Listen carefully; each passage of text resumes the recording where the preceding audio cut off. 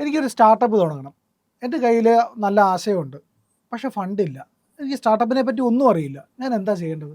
നേരെ startup India എന്നും പറഞ്ഞിട്ടൊരു സൈറ്റ് ഉണ്ട്. സ്റ്റാർട്ടപ്സിന് വേണ്ടിയിട്ട് സീഡ് ഫണ്ടിങ് ചെയ്യുന്നുണ്ട്. അതാണ് സെൻട്രൽ ഗവൺമെൻറ്റിൻ്റെ ഒരു ഏറ്റവും നല്ലൊരു സ്കീമാണത്. നേരെ പോയിട്ട് ആദ്യം എടുക്കുന്നത് DPIIT, അതായത് department of promotion of industrial and internal trade എന്നും പറഞ്ഞിട്ട് DPIIT എന്നും പറഞ്ഞിട്ടൊരു ഇതുണ്ട്. അതിൻ്റെ സർട്ടിഫിക്കേഷൻ നമുക്ക് ആദ്യം വേണം. ആ സർട്ടിഫിക്കറ്റ് വെച്ചിട്ട് നേരെ startupindia.gov.in എന്നും പറഞ്ഞ വെബ്സൈറ്റിൽ പോയിട്ട് ഒരു ലോഗിനും പാസ്വേഡും ക്രിയേറ്റ് ചെയ്തിട്ട് നമ്മുടെ ആശയങ്ങളും നമ്മുടെ ഇതുമെല്ലാം അതിൽ എൻട്രി ചെയ്യുക. ഈ സ്കീം കൊണ്ടുവരുന്നത് കുറച്ച് റെക്കഗ്നൈസ്ഡ് ഏജൻസീസ് ഉണ്ട്. നമ്മുടെ ഇവിടെ ആണെങ്കിൽ സ്റ്റാർട്ടപ്പ് മിഷൻ ഉണ്ട്, കേരള സ്റ്റാർട്ടപ്പ് മിഷൻ എന്നും പറഞ്ഞിട്ട് കേരളത്തിലുണ്ട്. അതുപോലെ ഒരു റെക്കഗ്നൈസ്ഡ് ഏജൻസി വഴിയാണ് ഈ ഒരു സീഡ് ഫണ്ടിങ് പ്രൊവൈഡ് ചെയ്യുന്നത്. അപ്പോൾ ആ സീഡ് ഫണ്ടിങ്ങിന് ആദ്യം അപ്ലൈ ചെയ്യുവാണ് വേണ്ടത്. അതായത് ഏത് കൺസെപ്റ്റിനും കിട്ടുമോ? എല്ലാ കൺസെപ്റ്റിനും കിട്ടും. നമുക്ക് ഏത് ഏരിയ ആണെങ്കിലും ഇറ്റ് ഷുഡ് ബി ഇന്നൊവേറ്റീവ് ആയിട്ടുള്ള കൺസെപ്റ്റുകളായിരിക്കണം. കൂടുതലും ട്രസ്റ്റ് കൊടുക്കുന്നത് ന്യൂ ഐഡിയാസ്, മാർക്കറ്റിലില്ലാത്ത സാധനങ്ങൾ, അങ്ങനെയുള്ളൊരു ടെസ്റ്റിങ്ങും എററും ഒക്കെ നടത്തി പോകാൻ പറ്റുന്ന നല്ല വിപണി കിട്ടുന്ന പ്രോജക്റ്റുകൾക്കാണ് അംഗീകാരം കൊടുക്കുന്നത്. ഇവിടെ ഇപ്പോൾ കേരളത്തിലാണ് ഞാനുള്ളത്.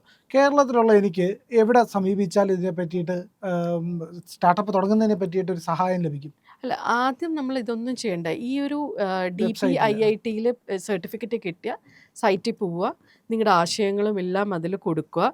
അപ്പം നിങ്ങൾക്ക് ചൂസ് ചെയ്യും ഏതിൻ്റെ കീഴിലാണ് നമുക്ക് ഈ ഇൻക്യുബേഷൻ നടത്തേണ്ടതെന്ന് ചോദിക്കും. അതിലപ്പോൾ ഒരു 3-4 ഏജൻസി ഉണ്ടാവും. ആ ഏജൻസി നമ്മൾ ഇപ്പോൾ ബാംഗ്ലൂർ ആണെങ്കിൽ ലേഡീസിന് വേണ്ടി മാത്രമായിട്ട് NSRCL എന്നും പറഞ്ഞുകൊണ്ട് ഒരു ഇതുണ്ട്. അവരുടെ ഫണ്ടിങ് മുഴുവനും വരുന്നത് ഗോൾഡ്മാൻ സ്മിത്ത് എന്ന് പറഞ്ഞുകൊണ്ട് ഒരു മൾട്ടിനാഷണൽ കമ്പനിയുടെ ഇതിലാണ് വരുന്നത്.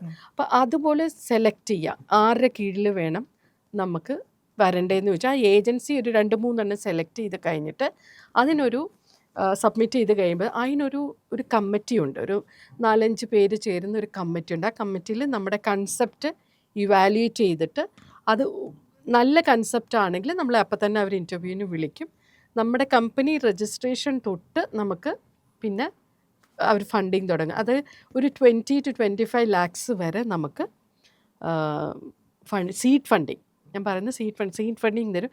ഈ സീഡ് ഫണ്ടിങ് പ്രൊവൈഡ് ചെയ്യുന്ന എന്തിനാന്ന് വെച്ചാൽ നമ്മുടെ കൺസെപ്റ്റ് കൊമേഴ്ഷ്യലൈസേഷൻ വരെ എത്തുന്നതിന് വേണ്ടിയിട്ടാണ്. പല ഘട്ടങ്ങളിലായിട്ടായിരിക്കും ഇത് തരുന്നത്.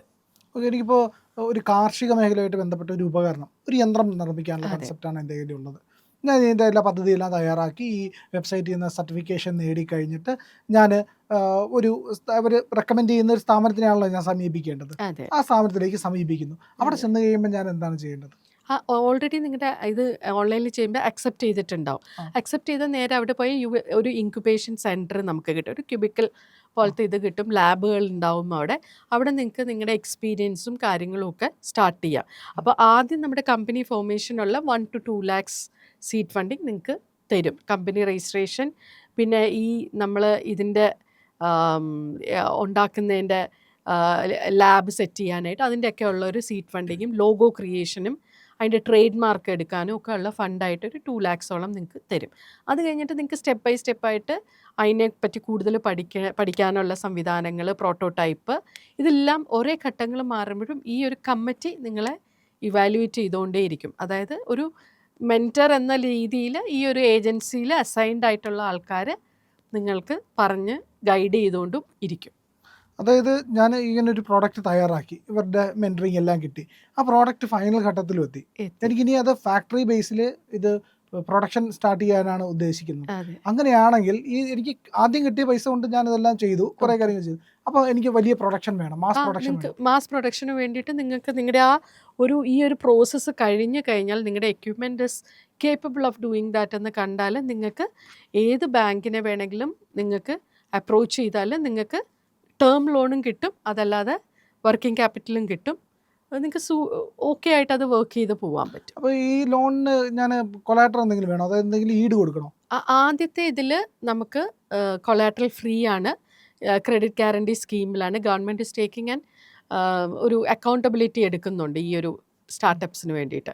അപ്പം അത് വെച്ചിട്ട് നിങ്ങൾക്ക് പോവാം. പിന്നെ അത് കഴിഞ്ഞ് ഓരോ നിങ്ങളുടെ മാസ് പ്രൊഡക്ഷനൊക്കെ വരുമ്പോൾ ആ ഒരു ഇത് തന്നെ നമുക്ക് ഗ്യാരണ്ടി ആയിട്ട് വെച്ചുകൊണ്ട് ഓർഡേഴ്സും വെച്ചുകൊണ്ട് നിങ്ങൾക്ക് മുന്നോട്ട് പോവാം. പിന്നെ നമ്മൾ സ്ഥലം വാങ്ങുമ്പോഴൊക്കെ ആണെങ്കിൽ വലിയൊരു പ്രോജക്റ്റ് ആണെങ്കിൽ ഡെഫിനറ്റ്ലി അവർ എന്തെങ്കിലും ഒരു സപ്പോർട്ട് സിസ്റ്റം ചോദിക്കും.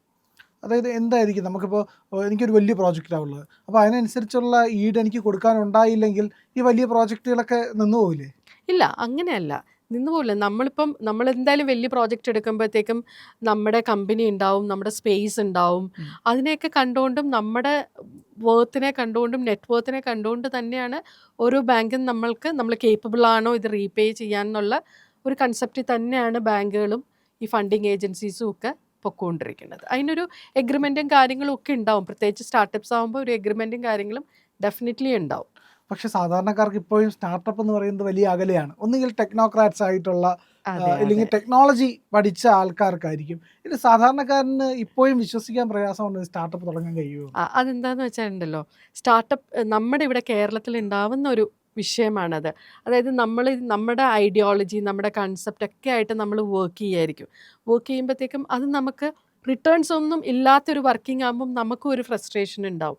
പക്ഷെ ഫൈനലി ചില സ്ഥലത്ത് കാണുന്നത് എന്താണെന്ന് വെച്ചാൽ ഈ ഐഡിയയും കൺസെപ്റ്റും ഒരു പ്രോട്ടോടൈപ്പിലോട്ട് ഇറങ്ങി വാല്യുവേഷൻ വരുന്നതിന് മുന്നേ ഇതെവിടുന്നെങ്കിലും ഇത് വിപണിയിൽ എത്തിക്കാണും. ആ ഒരു ഗ്യാപ്പ് ഫില്ല് ചെയ്യേണ്ടത്, അതായത് നമ്മുടെ ഐഡിയോളജി തൊട്ട് എല്ലാ കവർ ചെയ്യുന്ന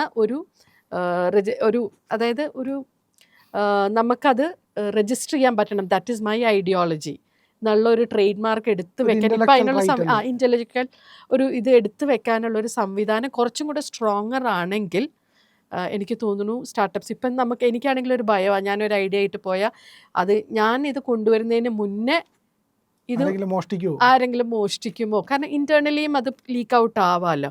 ആ ഒരു സ്വകാര്യത നമ്മുടെ നാട്ടിൽ കുറവാണ്, അതായത് കേരളത്തിൽ കുറവാണത്. അപ്പോൾ അങ്ങനെ ഒരു പ്രശ്നങ്ങളൊക്കെ ഉണ്ടായിട്ടുണ്ടോ? ഉണ്ടായിട്ടുണ്ട്. എനിക്ക് തോന്നുന്നു 1-2 പേർക്ക് ഒരു ആത്മഹത്യയുടെ ഇതിൽ വരെ എത്തിയിട്ടുണ്ടായിരുന്നു. അപ്പം ആ ഒരു സ്വകാര്യത കൊണ്ടുവന്നാൽ, ടൈറ്റൻ ചെയ്താൽ എനിക്ക് തോന്നുന്നു യങ്സ്റ്റേഴ്സൊക്കെ ഡെഫിനറ്റ്ലി സ്റ്റാർട്ടപ്പിന് വേണ്ടിയിട്ടും ഈ ഒരു സംവിധാനമുണ്ട്, ഫണ്ടിങ് ഉണ്ട്, സീഡ് ഫണ്ടിങ് ഉണ്ടെന്നൊക്കെ അറിഞ്ഞ് ഡെഫിനറ്റ്ലി പിള്ളേർ പുറത്തു വരും. അതായത് ഒരുപാട് യുവാക്കൾ നമ്മുടെ അസറ്റ് എന്ന് പറയുന്ന യുവാക്കളാണ്. അവരെ കൊണ്ട് വലിയൊരു പ്രൊഡക്ഷൻ സാധ്യത തുറന്നു കിട്ടാനുള്ള എല്ലാ വഴികളും ഇതിലുണ്ട്. പക്ഷെ അത് നമ്മൾ യുവാക്കളിലോട്ട് എത്തിക്കുക, ഈ ഒരു സ്വകാര്യതയും കീപ്പ് ചെയ്താൽ മതി.